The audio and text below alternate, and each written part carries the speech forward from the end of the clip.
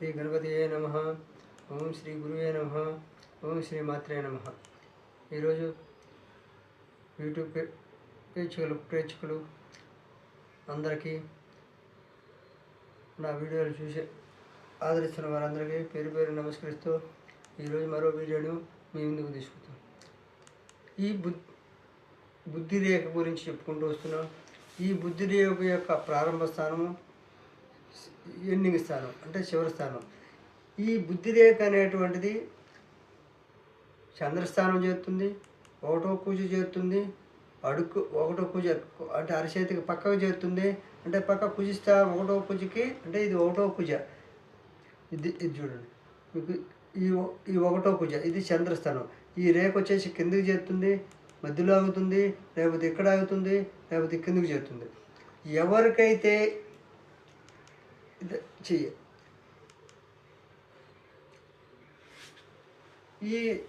ఈ రేఖ వచ్చేసి కిందికి చేరుతుందో, ఇది కుజ, ఒకటో కుజ, ఇది చంద్రస్థానం. ఈ ఆయుష్ రేఖ నుంచి వచ్చినటువంటి బుద్ధి రేఖ ఒకటో కుజ నుంచి చేతి అంచుకు కానీ చేరితే, అంటే ఎక్కడ ఉంటుంది, బుధవేలుకి మధ్య కింద ఈ చంద్రస్థానం పైన ఈ స్థానం వచ్చి ఈ రేఖ నేరుగా వచ్చి కింద అరిచేయి కిందకు వచ్చింది అనుకో, వారు లక్షణం ఎలా ఉంటుందంటే, తాను చేయవలసిన పని కోసం, అంటే ఒక వ్యక్తిని మోసం చేయాలనుకున్నప్పుడు నమ్మకంగా ఉంటూ ఏ విధంగా మోసం చేయాలి, ఎలాగైనా నష్టం కలిగించాలి అనేటువంటి వ్యక్తి ప్రాణత్యాగానికైనా రెడీ, జైలుకి పోవడానికైనా సిద్ధం, నేను మోసం తీరాలనేటువంటి భావంతో ఉంటాడు. అలాంటి వ్యక్తికి ఈ బుద్ధి రేఖ అనేటువంటిది ఈ చేతి అడుక్కు చేరుతుంది. ఎవరికైతే బుద్ధి రేఖ వచ్చి ఒకటవ కుజి స్థానం చేతి చివరిని తాగుతుందో, ఒకటవ కుజిలో, ఇది ఒకటవ కుజిలో ఈ విధంగా వచ్చి తాగుతుందో, వారు చేయాల్సిన పని మాత్రం ప్రాణత్యాగమైనకైనా సిద్ధపడి, ఏ విధంగా ఒక వ్యక్తి నష్టం కలిగించాలన్నా, ఒక వ్యక్తిని మోసం చేయాలన్నా, అందులో ప్రాణం పోతుందని తెలిసినా, అందులో నష్టం జరుగుతుందని తెలిసినా, ఉద్యోగం పోతుందని తెలిసినా, అలాంటి మనస్తత్వం ఉండే వాళ్ళకి రేఖ కింది స్థాయికి ఒకటో కుజికి కిందికి చేరుతుంది. కాబట్టి ప్రాణత్యాగకైనా సిద్ధపడి ఖచ్చితంగా వాళ్ళు ఆ పని చేసేస్తారు.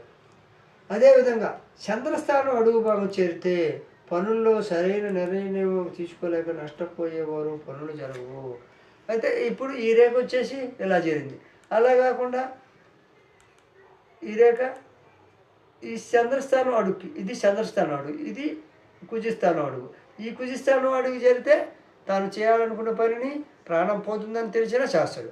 అదేవిధంగా చంద్రస్థానం అడుగు చేరితే ఈ బుద్ధి రేఖ అనేటువంటిది చంద్రస్థానం అడుగు, అంటే ఇది ఈ కింద అంచుగా, అంటే మధ్యలో ఆకుండా ఈ అంచుకు కానీ చేరితే వారు పనుల్లో సరైన నిర్ణయం తీసుకోలేరు. అంటే చంద్రస్థానంలో ఉన్నటువంటి ఈ అడుగు ఈ పక్క ఇదనమాట, ఇది చంద్రస్థానం.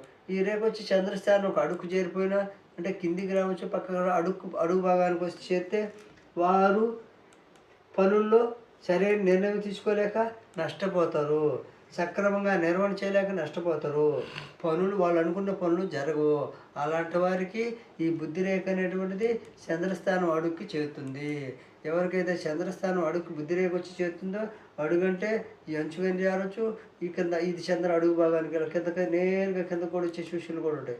ఇదైనా రావచ్చు, లేదంటే ఇట్లా కిందకైనా వచ్చి ఇదంతా మణిబద్ధ రేఖల కింద ఈ విధంగా అడుగు, ఈ విధంగా వచ్చినా, ఈ విధంగా చేరినా వాడికి అంచు అలా వస్తే వాళ్ళు సరైన నిర్ణయం తీసుకోలేరు, పనులు జరగవు, ఆటంకాలు ఏర్పడతాయి. కాబట్టి ఆ విధంగా బుద్ధి రేఖ అనేటువంటిది ఈ అంచులకు వచ్చేస్తే ఏ విధంగా ఫలితం ఉంటుందో తెలియజేస్తుంది. అయితే దూరం,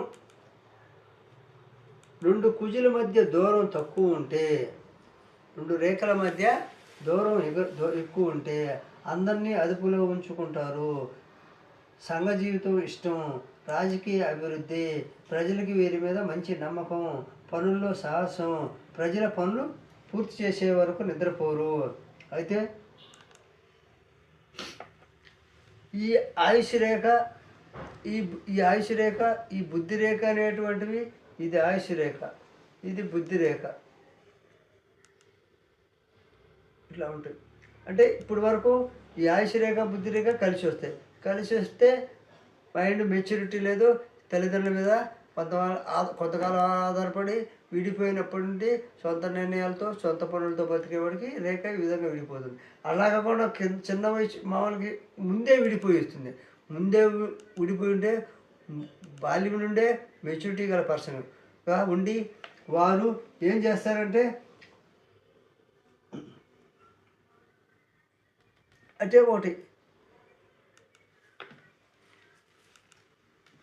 ఈ రెండు రేఖల మధ్య గ్యాప్ తక్కువ ఉండాలి. ఈ రెండు రేఖల మధ్య గ్యాప్ తక్కువ ఉండి విడిపోయి ఉంటే అందరినీ అదుపులో ఉంచుకుంటారు.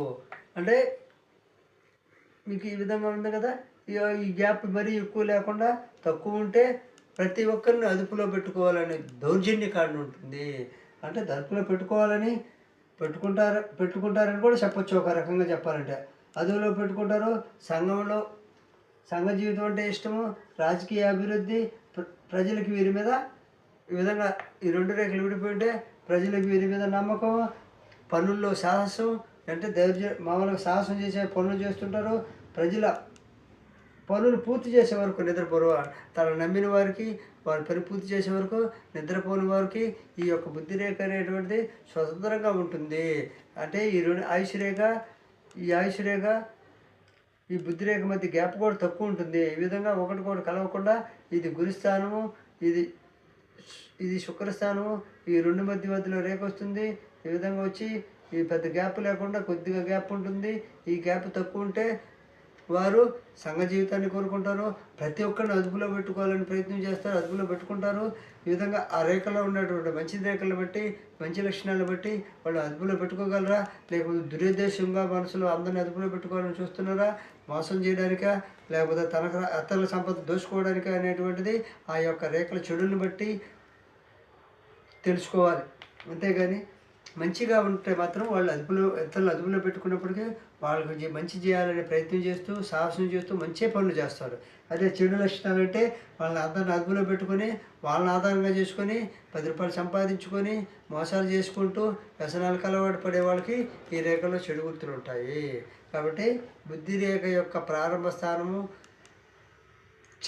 ఎండింగ్ స్థానం, అంటే ప్రారంభమయ్యేది ఎక్కడ, ముగింపు ఎక్కడ, ఈ రెండు స్థానాలను బట్టి బుద్ధి రేఖను బట్టి మనము మీ యొక్క బుద్ధి గురించి తెలుసుకోవచ్చు. వృధా మాటలతో మభ్యపెట్టుట, కాలక్షేపము, నాణ్యత లేని జీవితం గడుపుదురు. అంటే ఈ రెండు రేఖలు గ్యాప్ చాలా ఉండింది అనుకోండి. ఇది ఆయుష రేఖ చూడండి, ఇది ఆయుష రేఖ, ఈ బుద్ధి రేఖ గ్యాప్ చాలా ఉండింది అనుకో. ఈ రెండు రేఖల మధ్య గ్యాప్ ఈ విధంగా గ్యాప్ కానీ ఎక్కువ ఉంటే కొత్త మాటలతో కాలక్షేపం చేస్తారు, పనుల్లో విజయం సాధించలేరు. నిరంతరము ఏదో ఒక మాట చెప్పి తప్పించుకుంటారు, మభ్యపెడతారు. కాలక్షేపము, నాణ్యత లేని పనులు, నాణ్యత లేని జీవితము. ఏదో బతకాలి కాబట్టి బతుకుతారు, ఏదో తాగాలి కాబట్టి తాగడం, జీవితం రన్ చేసుకుంటూ జీవితాన్ని గడుపుకుంటూ ఉంటారు. అదేవిధంగా దీపం గుర్తు,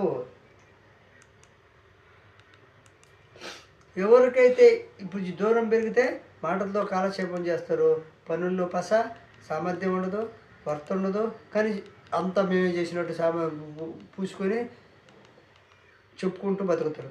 అయితే ఈ బుద్ధి రేఖ ఇలా ఉంది కదా, ఇక్కడ దీపం లాంటి గుర్తుంటుంది. ఈ దీపం గుర్తు ఎవరికైతే బుద్ధి రేఖలో ఉంటుందో, ఈ బుద్ధి రేఖలో దీపం ఉన్నవాళ్ళు, అంటే దీపపు గుర్తు ఉన్నవాళ్ళు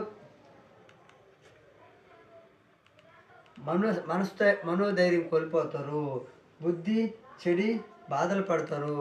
బుద్ధి ఒక్కరి మార్గాన్ని పోయేసి బుద్ధి చెడి మనస్థైర్యం లేకుండా ఇబ్బందులు పడేవాడికి, బాధపడేవాడికి, ఒక్కొక్కసారి ఇతరులను బాధ పెట్టే వాళ్ళు కూడా ఈ విధంగా రేఖ వాటికి ఇది దీపం గుర్తు అంటారు. ఈ దీపం గుర్తు ఎవరికి ఉంటుందో వాళ్ళు మనోధైర్యం కోల్పోతారు. కాబట్టి మీ బుద్ధి రేఖని క్షుణ్ణంగా అధ్యయనం చేసుకొని మీ బుద్ధిని ఎలా ఉందో తెలుసుకొని నా వీడియోలు చూడండి. నచ్చితే లైక్ చేయండి, షేర్ చేయండి, సబ్స్క్రైబ్ చేయండి. జై హింద్.